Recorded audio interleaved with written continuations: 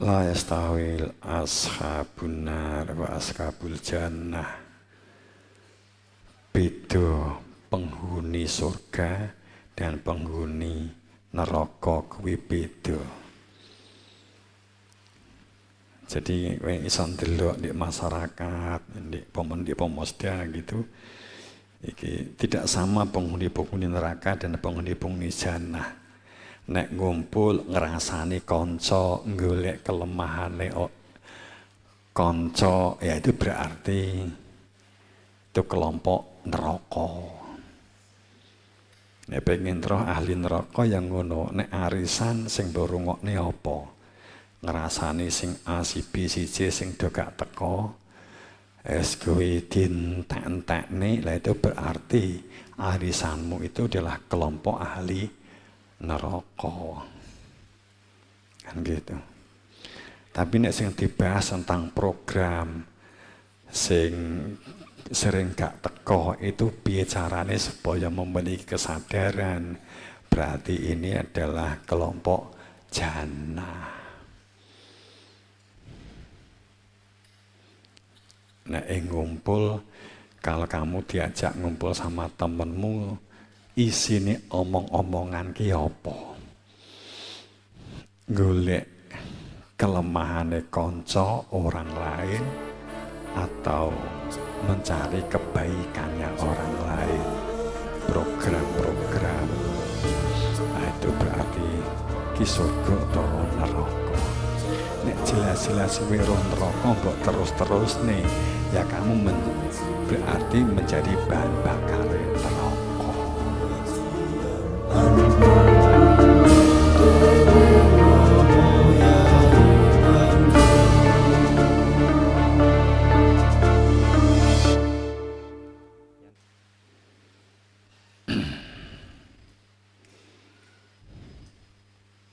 Maka dalam sebuah kajian kebenaran al-haq min rabbik, dalam sebuah kajian hakikat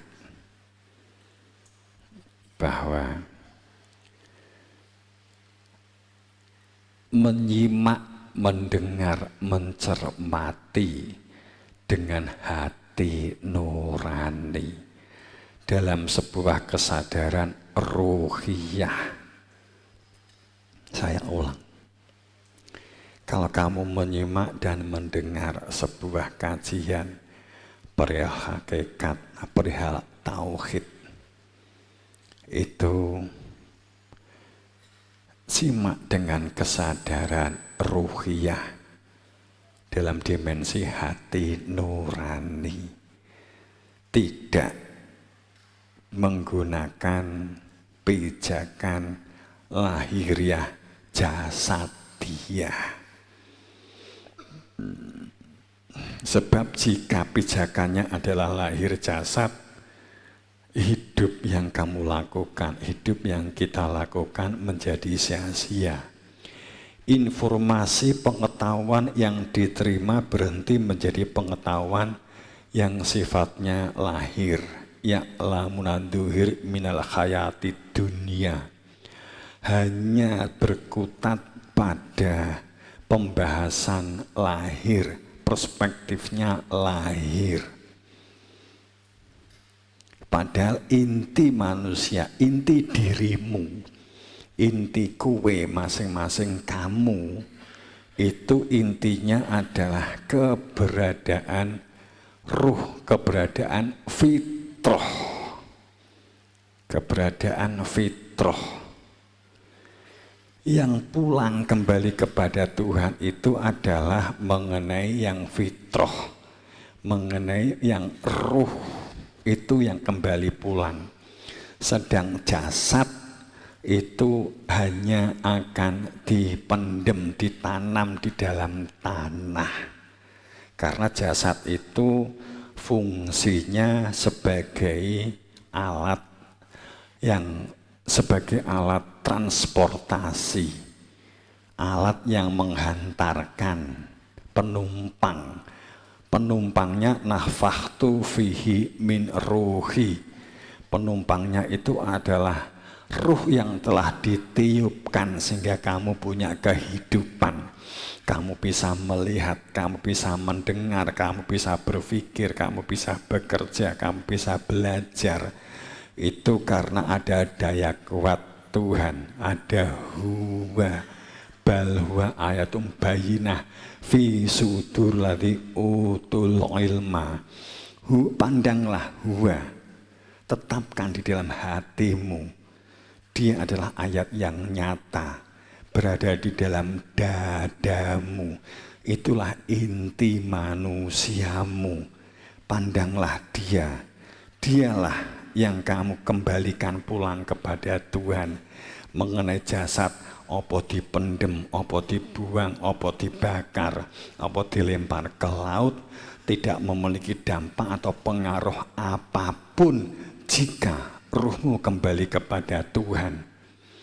Jasad dipendem utawa keluargamu gak gelem mendem, akhirnya dibuang ke laut atau dibakar, dititipkan di Hindu, atau mungkin karena melihat banyak burung yang mati kurang makan dipakakne manuk, itu tidak menjadi perkara. Itu kan karena hanya untuk menghormati keluarganya saja. Apa di kafani lapis telu, apa lapis pitu, apa gak di kafani, sebenarnya gak masalah. Disaduk, dibuang, diludahi juga gak masalah. Dibuang di ceren juga gak akan menjadikan sebab tidak selamat. Jika memang hidup meninggalnya selamat kembali kepada Tuhan. Demikian pula saat meninggal dunia ternyata enggak selamat. Walaupun dikasih peti emas, kalau yang meninggal itu sengsara, tidak bisa kembali, ruhnya juga tidak akan menjadi mulia hanya karena di dalam peti emas. Hanya sangkar. Kan itu masalahnya. Jadi mula nek wong debat geger. Biasanya kan teman-teman kowe iki geger. Nek dikubur enek pas udan airnya naik, kudu ini seperti apa, makruhnya apa, haramnya gimana gitu. Sebenarnya enggak masalah. Ben dipendem akeh banyune, dipendem ngambang, ayandang dikai watu, dikai beban, akhirnya kependem kan gitu. Ya ora masalah. Ya kok digegerinya apa? Makanya saat ada yang tanya, kalau gini-gini hukumnya di gane kitabnya begini gimana? Terserah. Timbangannya angel-angel ya dibong. Orang nek pertanyaan geni atau dibuang di laut, mungkar nangkir gak iso renang, maka nggak ada pertanyaan laut. Mungkar nangkir ki isone nek dipendem, wis diparani ditakoki man rabbuka kaman ismuka. Nek dibakar nggak enek bekase, mungkar nangkir nggak akan tanya. Aduh, wis piye ki nek takok dibuang di laut, mungkar nangkir gak iso renang, jadi gawe leluasa. Wong arep belajar renang gak sida mergo pelampung entek.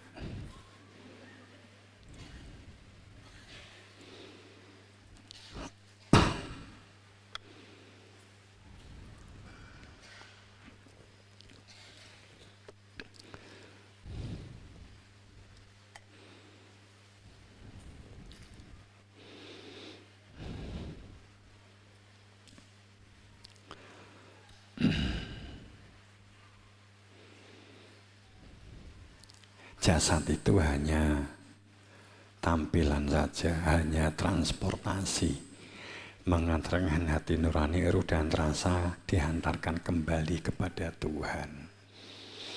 Yang kembali itu ruh yang asalnya dari Tuhan, kembali kepada Tuhan. Dan ruh itu nggak butuh nikah, nggak butuh modin, nggak butuh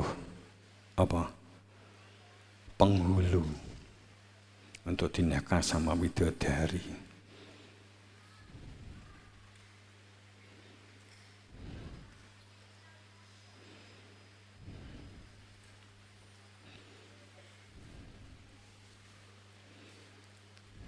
Itu, maka jika pengetahuan yang dijadikan pijakan itu adalah pengetahuan lahiriah jasad, maka tak memiliki dampak pada kedalaman membentuk kesadaran.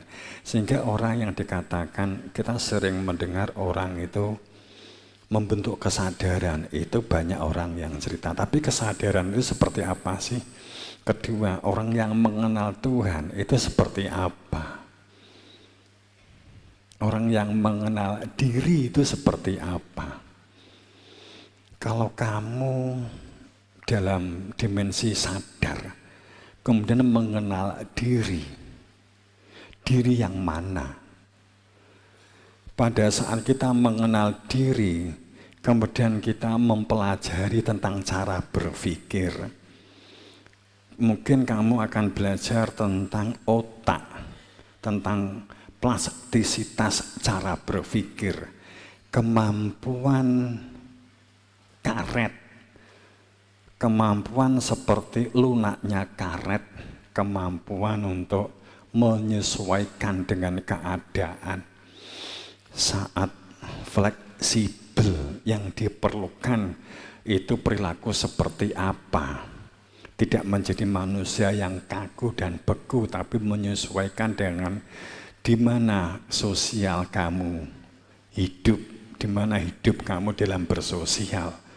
Maka itu adalah kemampuan plastisitas. Saat seseorang itu keras hatinya, atos, maka dia tidak memiliki kemampuan plastisitas.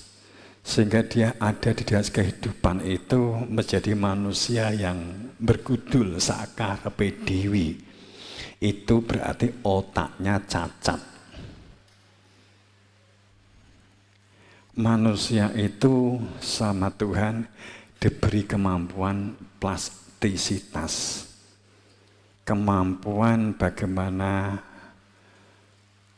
listrik neurologi yang ada di dalam otak untuk dapat digunakan sebagai sebuah sistem kehidupan yang akan diwujudkan sebagai gerak aktivitas, baik melalui amigdala, otak frontal, neofrontal, dan seterusnya. Kita nggak bahas ini, kalau ini kan bahasanya wong kuliah.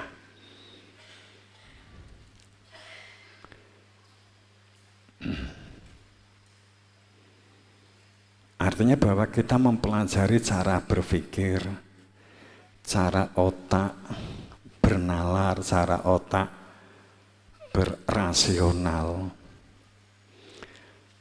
Kemudian bagaimana hormon-hormon itu menangkap untuk memunculkan sebuah enzim dan seterusnya. Ini orang-orang ilmu biologi.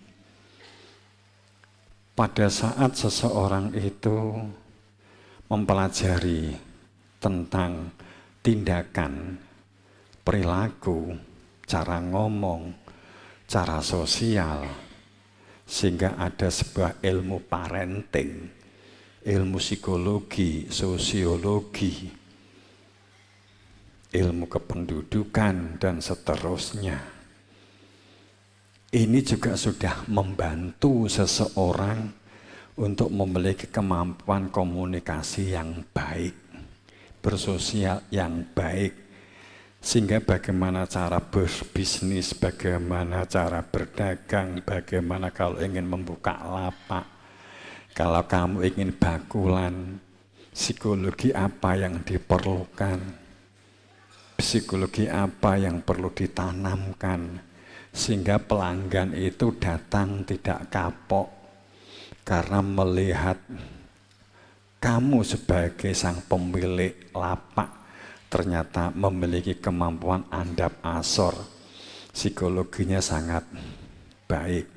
Ini sudah membantu cukup baik untuk menatap falatur nafsu makodamat ligot. Ligot itu masdar ligodin. Untuk merancang kehidupan apa yang tindakannya itu memiliki dampak terhadap masa depanmu. Yang pertama mengenai kehidupan diri kamu di dunia ini,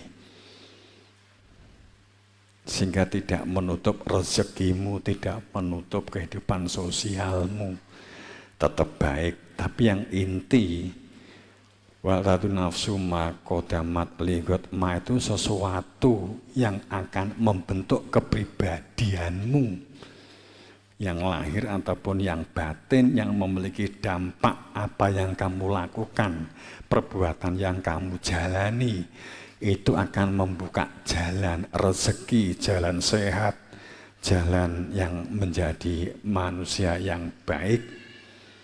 Kedua, kemudian juga menimbulkan pada saat kamu nanti meninggal dunia kembali kepada Tuhan. Tapi ini dampaknya kalau hal ini sesungguhnya sampai detik awal. Sampai awal. Awal itu waman ardu an dzikri fa innalahu ma'isadun wa nasyuru yaumal qiyamati a'ma. Saat di dunia saat ini sudah berada di dalam dimensi kebenaran, bahwa hanya dengan zikir hati itu menjadi tentram. Tentram dalam pengertian yang sebenarnya, jika di dalam hati nurani itu ada Tuhan, karena mengenal jati diri intinya manusia, sehingga bahwa ilmu, adanya sebuah ilmu yang menunjukkan keberadaan fitrah manusia kita. Tapi untuk mengenal fitrah manusia tidak ada jalan lain, hanya melalui sang wakil resmi Tuhan. Itu ayat. Maka yang dicari itu adalah sang wakil resmi Tuhan. Enggak ketemu tangeh lamun dapat mengenal Tuhannya, dapat mengenal jati diri fitrah manusianya. Itu enggak bisa diperoleh di tempat sampah, tidak bisa diperoleh di dimensi-dimensi, di bangunan-bangunan yang liar, tidak dapat diperoleh melalui di hutan-hutan atau di sungai-sungai, di lembah-lembah, di gunung-gunung. Itu hanya dapat diperoleh setelah kita meminta ketemu yang hak, menang dan sah, menunjukkan keberadaan Tuhanmu, sehingga mengenal jati dirimu. Hanya itu. Fas'alu ala dzikir. Allah ngendikan bahwa saya tidak membiarkan manusia bagaikan hewan. Lakot manallah. Tapi Allah menjadikan adanya sebuah anugerah yang manusia memiliki anugerah tak terhingga jika bertatap muka dengan utusanku. Lakon Allah alamin irba'atha fihim rasulan. Masdar.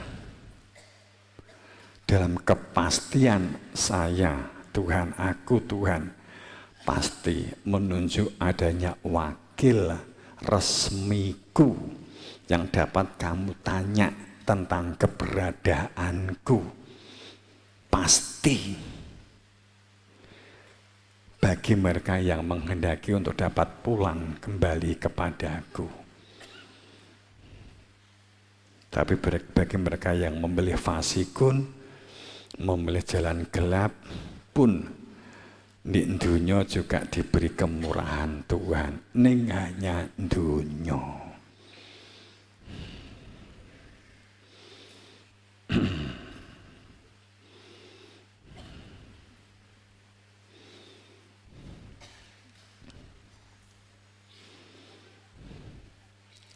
Maka ada hal-hal yang pada saat jadi alam yakni ladin amanu tasa'aqulubuhum li dzikrillah itu adalah masalah peradaban, masalah kiamat, perihal lisaah mengenai kiamat. Ini adalah di penghujung peradaban.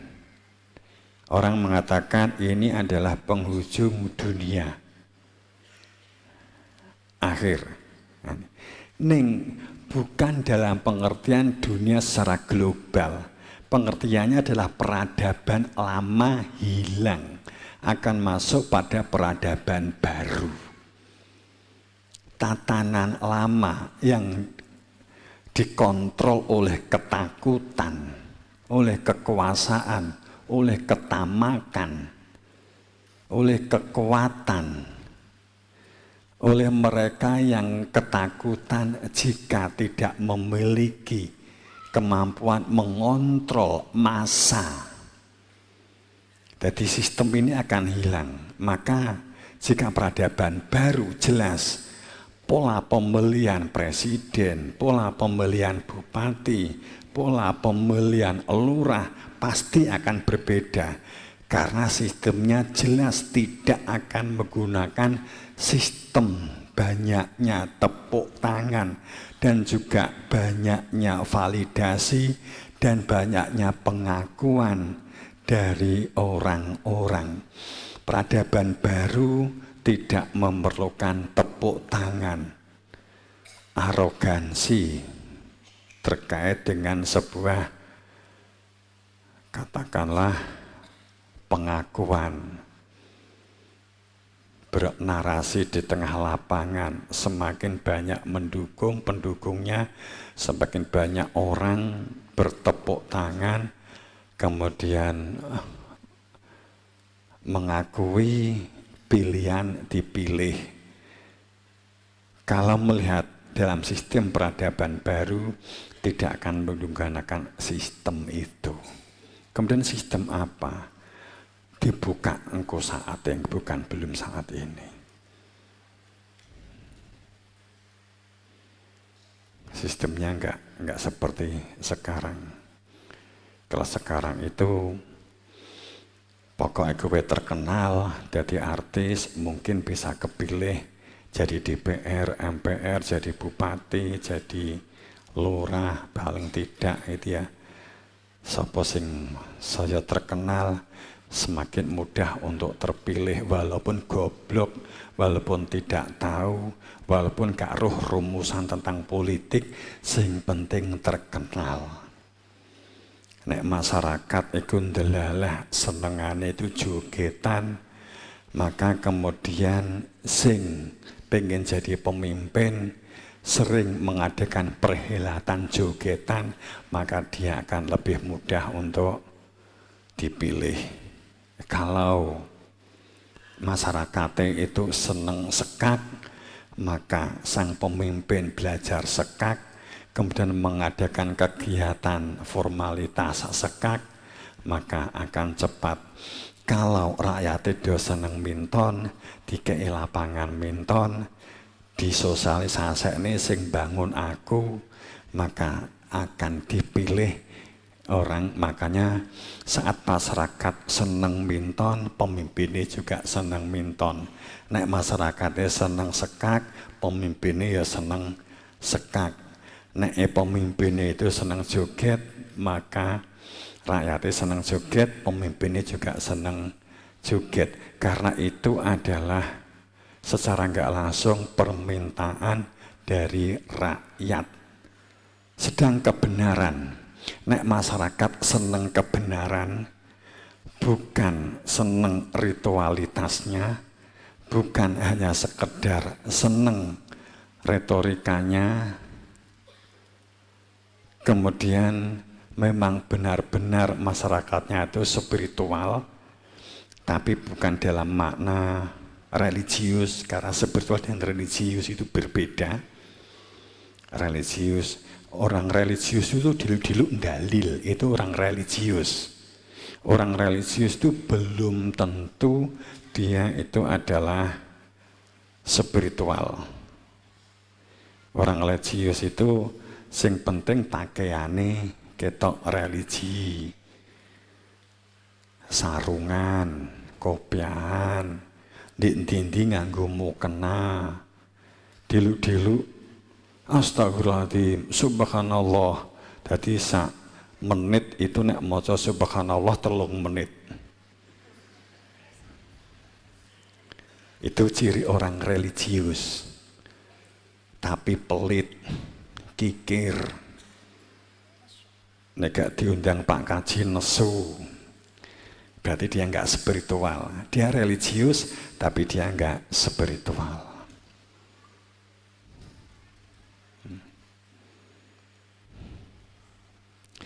Gampangane ngono, gampangane. Ya kita sering terjebak oleh orang-orang yang diadai akuarium religius. Kita sering terjebak oleh akuarium religius. Jika kita mengira ikannya adalah religius, dikira ikannya arwana. Apa jenenge akuariume api era karo-karoan religi sekali, padahal iwake cedul.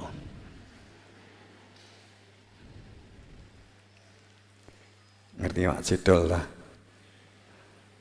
Iwak cedul itu iwak sing di kali cilik ini, cilik ini.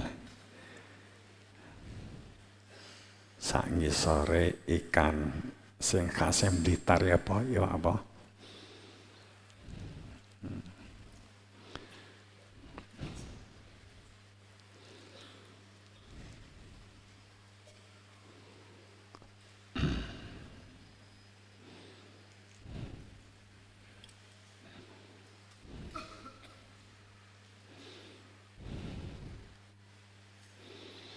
La yastawil ashabun nar wa ashabul jannah.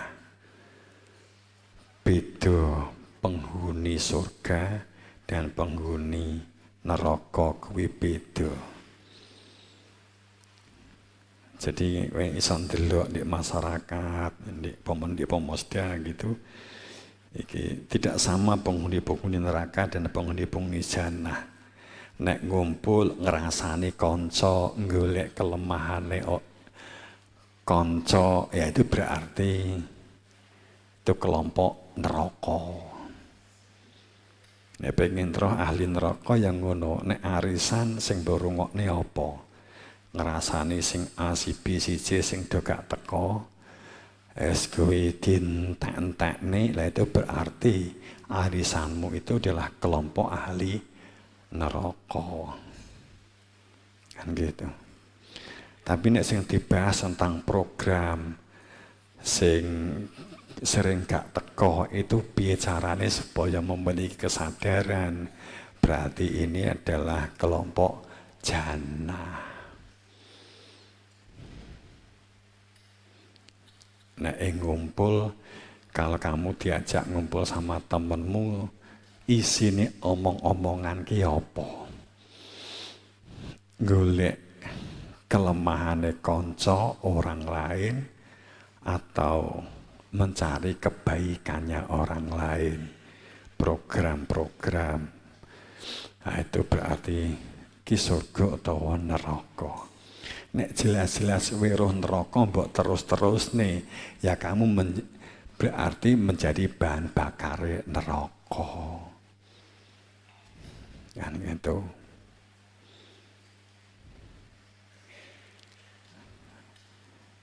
Kayu sing telos nek terus dibakar suwe-suwe ya iso terbakar, garing kemudian terbakar.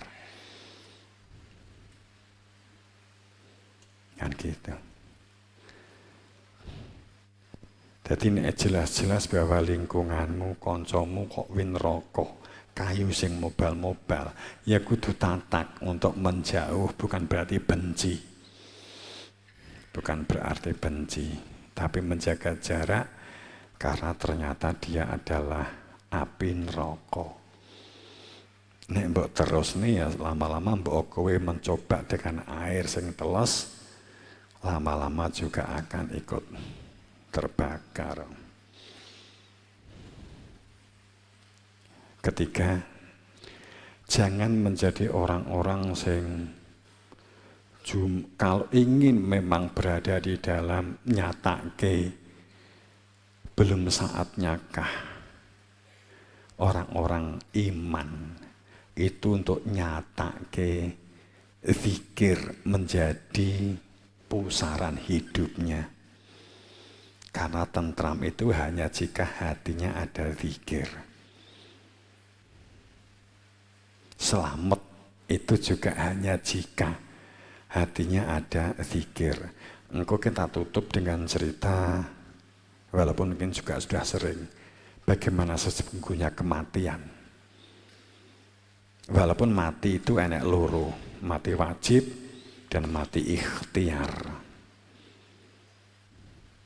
Tapi untuk memunculkan kebahagiaan hakiki, itu nyatake baik mati wajib, mati ikhtiar, pun untuk nyatake mati wajib.